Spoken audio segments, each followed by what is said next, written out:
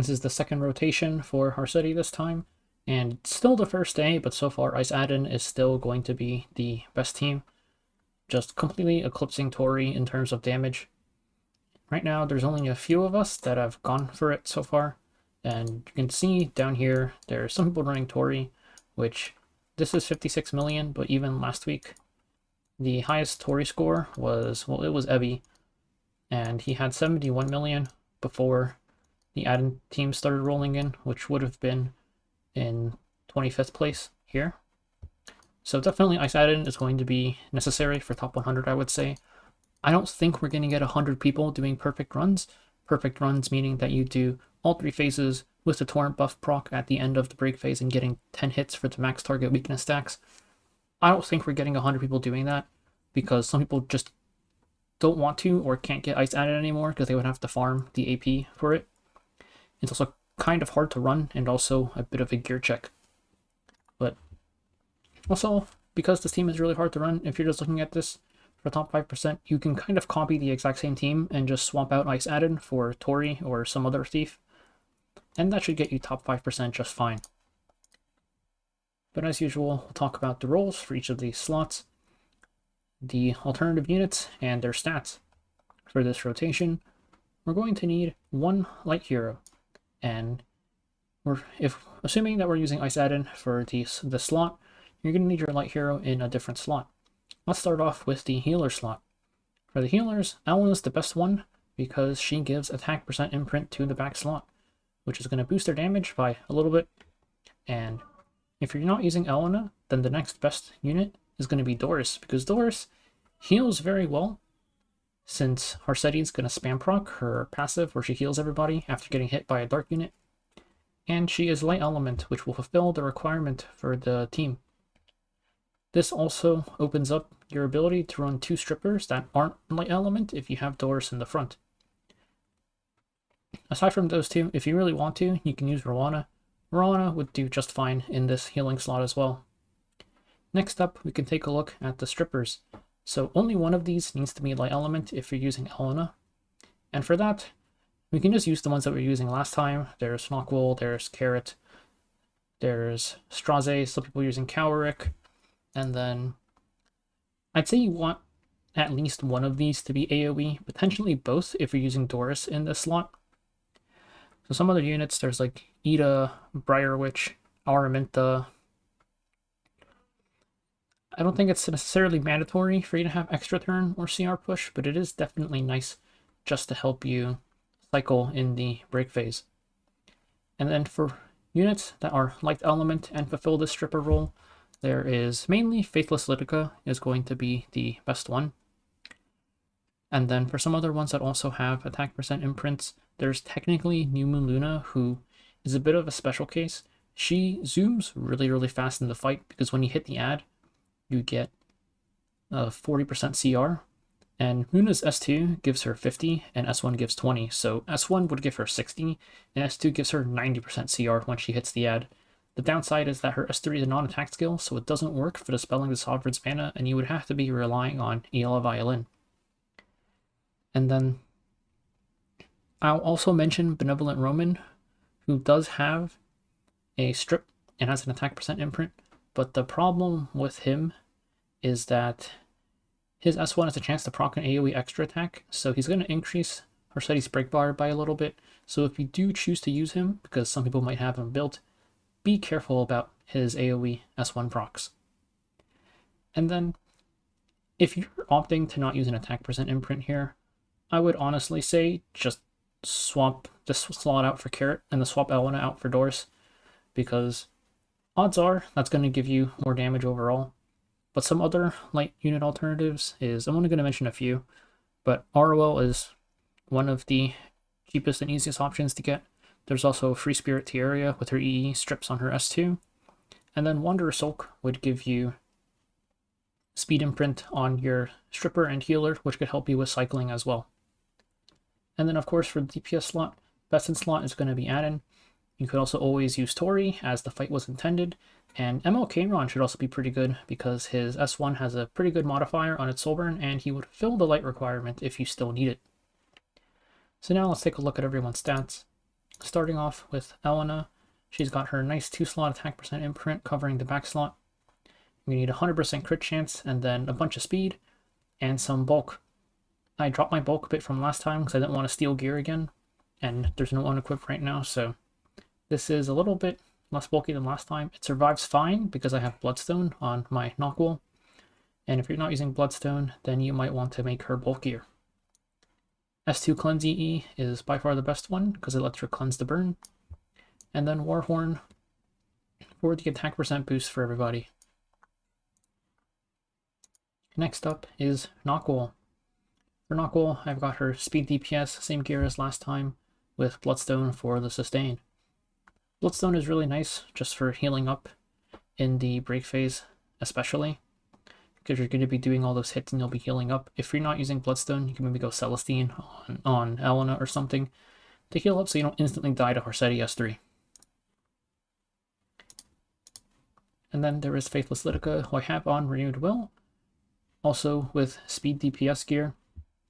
The Renewed Will and Bloodstone could be swapped if you really want to. I'm not sure who's better off holding what. For me, I should probably have Lidica holding Bloodstone because she probably uses the attack better, but it's minor. I don't feel like switching it. One thing about Renewed Will is if you don't have it plus 30, the CR push is an RNG chance, and it only affects herself, but it's still RNG, and that is something that you're going to have to factor into your runs. And then lastly, for this slot, Serene Purity Adin, it's just full damage, destruction, crit chance, as slow as humanly possible, with Cruel Mischief as the artifact. If you're using Tori or MLK Run, it's the same build, except their speed is gonna matter a little bit less, where you don't have to make them as slow as you can. Adin needs to be very, very slow. Oh, also I should mention, just again, her skill tree, don't get this, don't get this, and don't get this, because you want her to be really slow, and CR push and speed is just bad.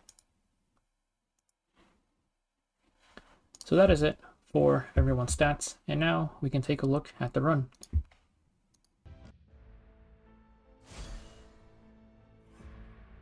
쓸모를 다했으니 이제 잠들어도 구원의 빛이여. So we start off the fight and we turn on auto as usual, but this time I'm going to turn on my Adin skills. This is because in the first barrier phase, for me, with my speed tunings, my Adin does not take the turn in time to break barrier before Harsetti takes 2 turns and uses her S3 again. So using S3 is going to give her speed buff, which will make her fast enough to take the turn in time. Now we can turn it off and let it auto until the barrier phase. This actually only happens in phase 1, because in phase 2 and 3, your Adin will start with 2 focus, and you can't have her taking more than 1 turn, and the speed buff lasts for 2 turns. So in phase 1 it'll wear off in time, in phase 2 and 3 it wouldn't. Here our Adin takes the turn, and she's still got 1 turn of speed buff left, so we'll be fine for the barrier phase. It also works out well because FLidica got cut, so now she can S2 immediately, and then we can just start hitting the barrier. Now it's Nahkwol's turn to go. And we don't need to S2 here for speed buff, because our Adin has speed buff herself, so Nahkwol shouldn't cut Adin, and she should be able to take the turn in the break phase right after Adin breaks the barrier. Unfortunately, Elena and FLidica are in not great positions, but don't feel like doing anything about it by re-gearing them or anything, so we're just gonna have to work with it. So now we S1, we hit max focus, and we S2.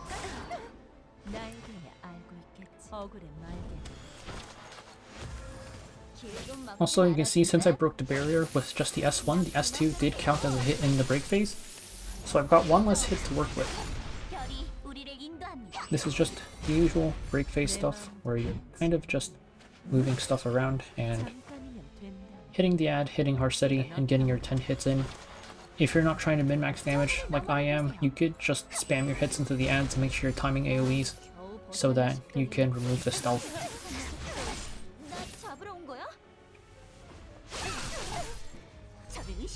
So here, I'm going to prep the ad for the second phase.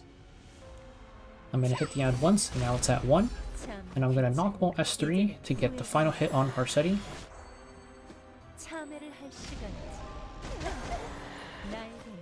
And now I'm going to S2 into the ad.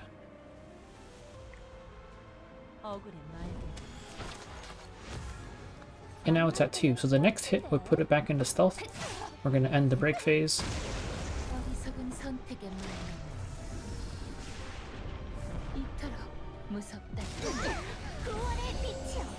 Elena's going to push up from her S2 plus Warhorn. We're going to hit the ad, and Adin's immediately going to get opportunity on her to slow her down.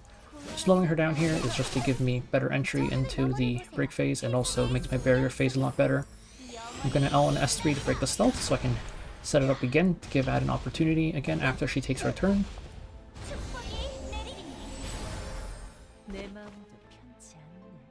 S1 with Nahkwol to hit the ad once. And now Elena's going to hit. And what you actually want to do is you want the third hit to be with Adin. You can see she hits it here. And immediately she gets opportunity again because it doesn't apply until after her turn ends. This way she'll have it for just the entire duration of her turn.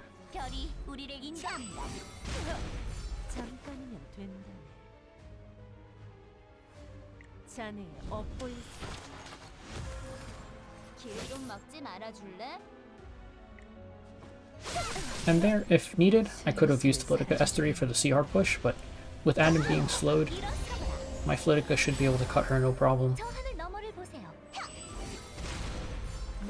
So we're going to use our strips again, Nahkwol S3.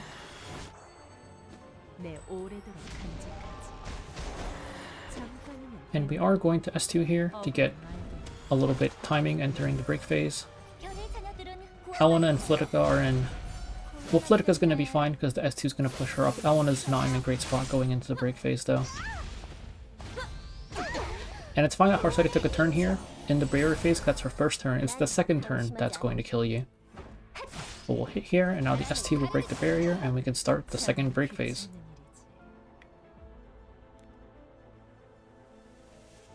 So you do want to keep track of your AoE cooldowns. Elena having an AoE is nice, but if you're min-maxing damage, you want to try to not have Elena hit Harsetti at all if possible.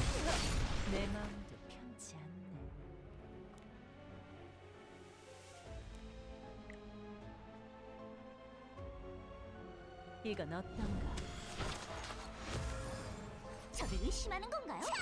that's the second hit. Now Elena puts it into stealth, and Nahkwol's S3 is up, so we can reveal it.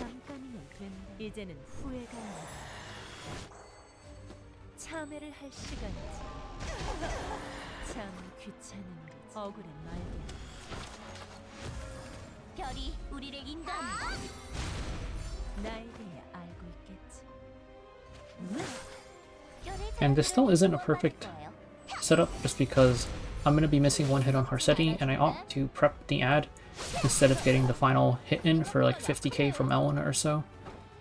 So I'm missing like 200k worth of damage there, but I'd rather prep the ad to get the opportunity on Adin faster. So here as usual, Elena pushes up. And we're going to hit the ad and drop our opportunity on Adin.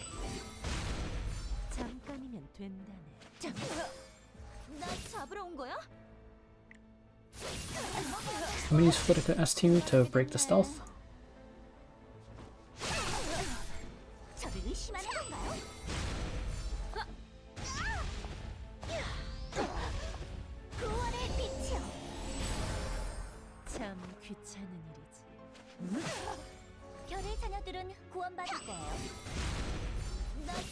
It would have been fine to use Elena S3 to break it too, because you only need 2 people to hit it.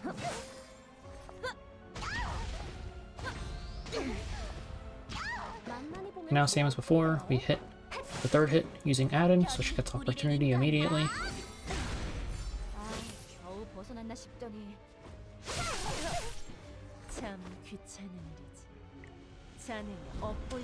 And I'm going to S2 here for the speed buff, kind of just guessing that I'm going to need it. And that will give me good timings going into the break phase. Nahkwol S3. 자네의 끝을 보는 거지. 잠깐이면 된다. And then we use S1 because similar to the first barrier phase, Nahkwol shouldn't be cutting Adin, she should be going right after her. S2 is FLidica, which also, just like the first barrier phase, puts FLidica in a not fantastic position for the break phase. Same with Elena, and I should have used Elena S3 there just to cleanse the stigma, which you'll see why in a little bit. 참 귀찮은 일이지. So here I'm trying to figure out exactly how to line it up so Elena doesn't have to hit Harsetti. So I'm going to start off by hitting the ad, and the thing is that stigma is reducing the amount of CR push that Nahkwol is getting. And it was 2 turns, so it's going to reduce the one there. And you'll also see it happen here, where Nahkwol is going to hit, and then Elena's going to go right after. And Elena's going to end up just zooming ahead of Nahkwol. So if I used Elena S3 earlier and cleansed the stigma, I would have been able to have Nahkwol go first instead of Elena, and Elena wouldn't have to use S3 here, and my damage would have been a little bit better. 내 마음도 편치 않네. 자네의 마지막 At this point, there's no point in removing the stealth. I'm just going to Nahkwol S3 just for the hit. 참 귀찮은 일이지. 이건 어떤가? 곤란하게 됐네. 아, 겨우 벗어났나 싶더니 잠깐이면 된다네. Hit Harsetti once, and then hit her again, and although Elena S3 was not great, we did manage to get 7 out of 8 hits. Now we can finish off the fight.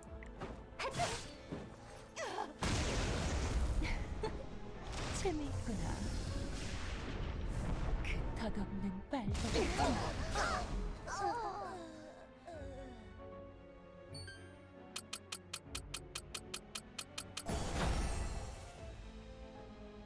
And that is it for the run. It's pretty much the same as the last second run we did last rotation, just with FLidica instead of one of the second fire heroes. Though there were a couple of new things, like me having to use Adin S3 at the start of the fight for the speed. And it was pretty mandatory for me to hit the ads that many times to get the opportunities on Adin in the second and third phase. So that was something new at least. And will Harsetti be here a third time? The past 2 times we did not have a third rotation, and well, Toric Banner is going to be over in 2 weeks, so we might get a new rotation again. We'll see, but until then, see you guys next time.